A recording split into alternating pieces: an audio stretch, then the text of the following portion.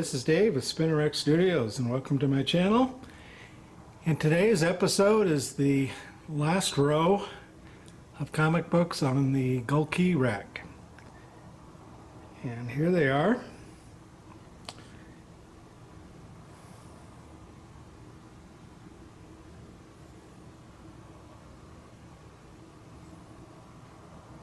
So hang on and I'll pull the books off and we'll do a final deep dive of this rack, the fifth side. Alright folks, I'm back. Pulled the comics off the rack. And we're going to start off with here with Doctor Strange number 173. Published in 1968 I believe. And Gene Colan cover. I don't have a lot of Doctor Strange comics. He wasn't a character that particularly interested me when I was heavily collecting. But this cover kind of caught my eye. It's got the image of Dormammu's head on it, and with Doctor Strange levitating. I always thought it was kind of a very cool looking cover. Now moving on to Incredible Hulk 121. And this is a Herb Trimpe cover from 1969, and here you can see the Hulk is fighting the Swamp Thing. Oh, I mean fighting the Glob. Sure looks kind of like the Swamp Thing, doesn't it? But a classic Trimpe cover.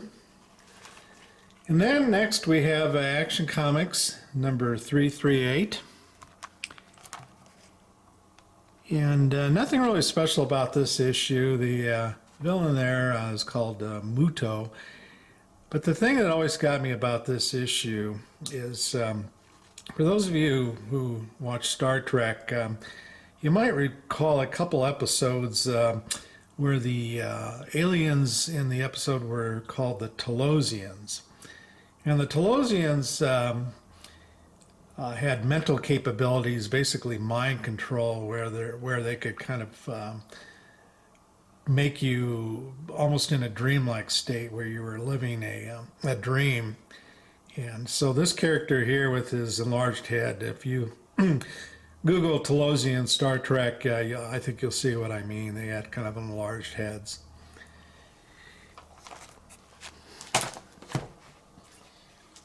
Then we have Strange Tales, number 163, a Stranko cover, and this cover I've always enjoyed because of the Asian dragon and the Asian imagery with the yellow claw in it.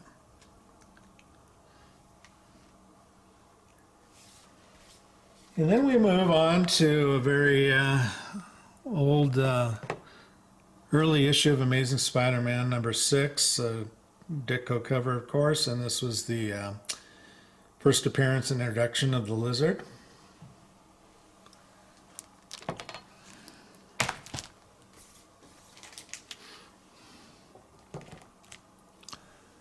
Tales of Suspense number 78 from 1966, Kirby cover.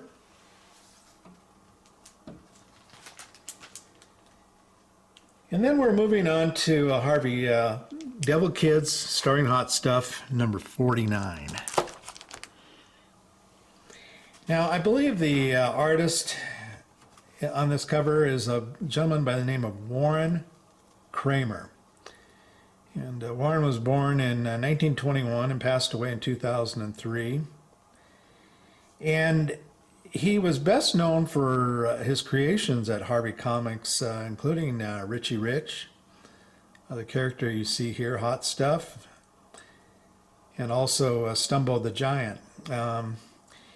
And according to information I found on the internet, he was with Harvey Comics from 1948 through 82, which I believe went through their demise. And then I think he did a little final work with some, maybe it was Marvel or DC, but for the longest time, obviously the bulk of his career he was with Harvey, which was really kind of interesting. When you read the bios of these various artists, they did seem to hop around from company to company. So for an artist to stick with one company this long is kind of exceptional. And then moving on to Master of Kung Fu, number 29. This is a, oops, hold on, let me pull the, get too many comics on the stand. This is, I don't have a lot of Master of Kung Fu's, once again, just not a character I really followed. And this is the Gil Kane cover. And oddly enough, I guess, of what few comics I have of Master of Kung Fu, this is perhaps a good one to have. This is the first appearance of Razor Fist, the character you see here. And from what I understand, he's been teased in a trailer for Master of Kung Fu. So I think this book has kind of become hot, so to speak. Okay, Tales of Suspense, 81. And I believe this is a Gene Colan cover.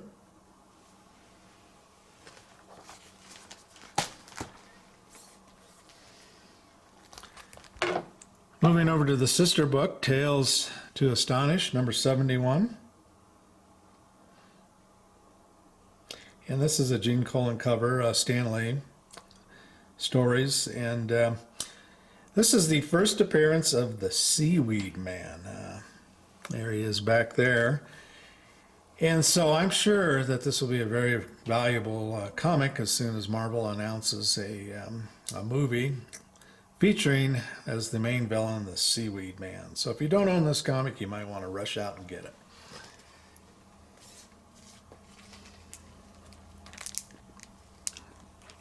Avengers, number 89. And this is a Sal Buscema cover. And I think I was in maybe my last video. I mentioned I didn't really care for Sal's work.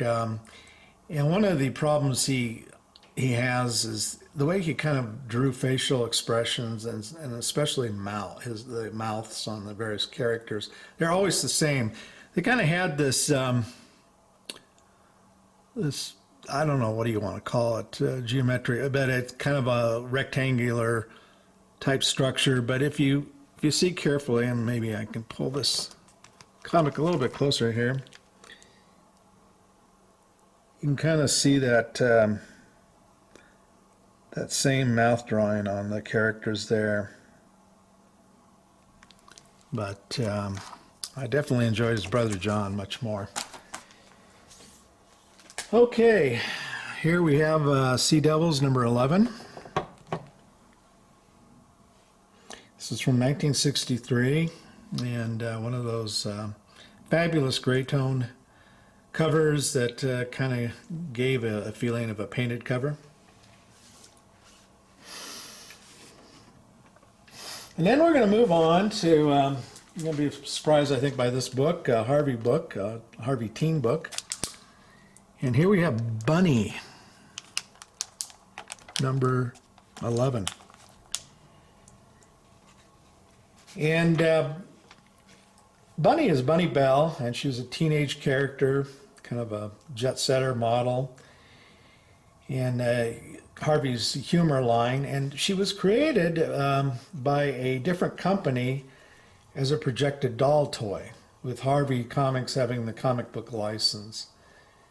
And interestingly, the comic was originally written by Warren Harvey, son of the company's founders. And the series ran for about 20 issues from 66 through 71. And she, as I mentioned, she was basically supposed to be an international model and actress. She had a younger sister named Honey and a rival named Esmeralda, or was also called Esme. And I think, let's see, I believe that's her right there. Kind of you almost have to wonder if the Bunny character was going to be much like a Barbie doll, competition for the Barbie doll. And then we're going to move on here. Amazing Spider-Man 39. and a famous Green Goblin cover. I suppose if you force me to go through my entire collection and pick out my top 10 covers, I think this would probably come in that grouping of 10. And it might come in as very close to my top cover. I've always really liked this cover. And I bought this comic book many, many years ago, I mean decades ago. And a lot of the comics I bought back then were sight unseen through the Comic Buyer's Guide, which was a weekly newspaper that had dealers who advertised in it for mail order. And so I got this comic through one of the dealers in there, sight unseen. I had never seen the cover, and when I got it, I was just flabbergasted. There was the Green Goblin carrying on his glider, all tied up, hog-tied, Peter Parker with his costume showing, and so I just thought it was I just fell in love with the cover right away. And then moving on to Marvel Team Up number 3 with Morbius, and of course Amazing Spider-Man and number 101 is where Morbius appeared, so this would be an early appearance of Morbius.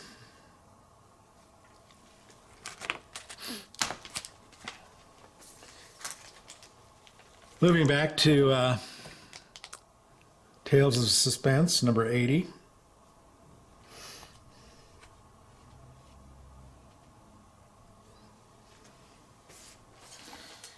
And now moving into some of the Marvel horror books. This is Crypt of Shadows, number 6. Gil Kane cover. And a number of years ago, the original art for this cover came up for sale. And I don't recall whether it was on eBay or maybe one of the other auction houses, but I was watching it and I didn't pull the trigger, and it didn't sell for a lot considering what original art has been selling for. I think maybe it was a couple $1,000s or something like that. Not that a couple $1,000s isn't a lot of money, but in this world where original art is selling in the easily in the 5 to 6 figures, one of my regrets maybe is I didn't make a stab at this piece.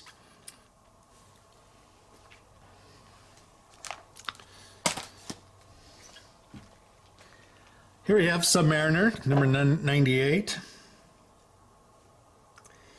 And this book was drawn by Dan Adkins.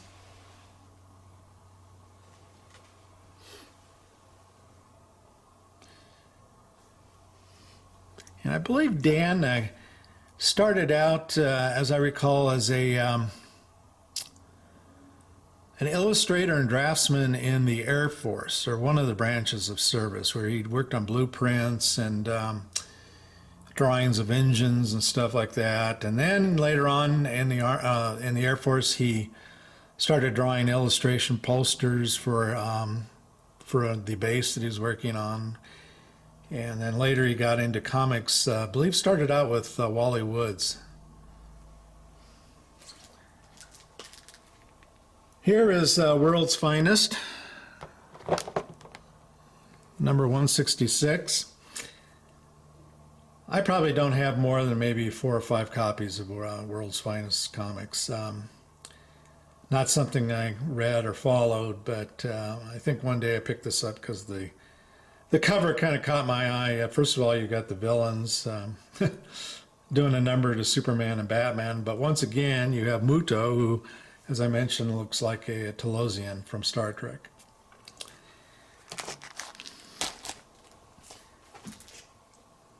Challengers of the Unknown, 42.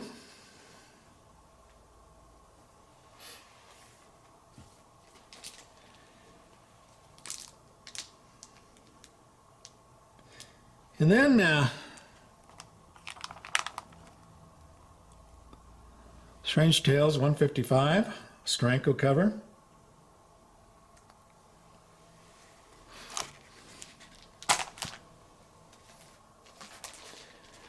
And now for a late golden age Western romance comic, Target Western Romances. In one of the earlier videos, in fact it may have been the previous video, I showed you Flaming Western Romances, which was the third issue of this series, and I don't recall whether this was the first or second issue, but it's a L.B. Cole cover. And it's interesting, as you can kind of see, here's a guy hiding behind a rock there, about ready to shoot the cowboy off the horse because he's in love with that girl.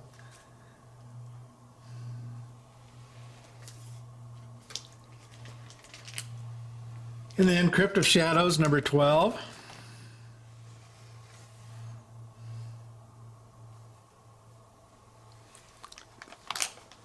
And then finally, we'll end this session with the third and final L.B. Cole Target Western Romances. And once again, here is the jealous man hiding in the shadows. And there is one thing that's kind of interesting, is, I don't know if you can read it or not, but what he's saying is, he says, I'd like to dance while hanging, I'd like you to dance while hanging at the end of a rope, my friend. Instead, I'm going to shoot you, then you'll be dead, for real. But if you can see, the real is spelled R-E-E-L. It's, of course, the improper spelling for reel. That spelling is a fishing reel. But generally speaking, comics, I think we're pretty good with grammar and spelling, but in this particular one, not so. All right, well, that concludes our tour and in-depth review of Tales of the Spinner Rack for the Gold Key Comics rack. And next I'll be moving over to my Hey Kids rack, and we'll start looking at some comics there. So anyway, I hope you've enjoyed this series so far, and please comment if you have anything to say down below. Take care.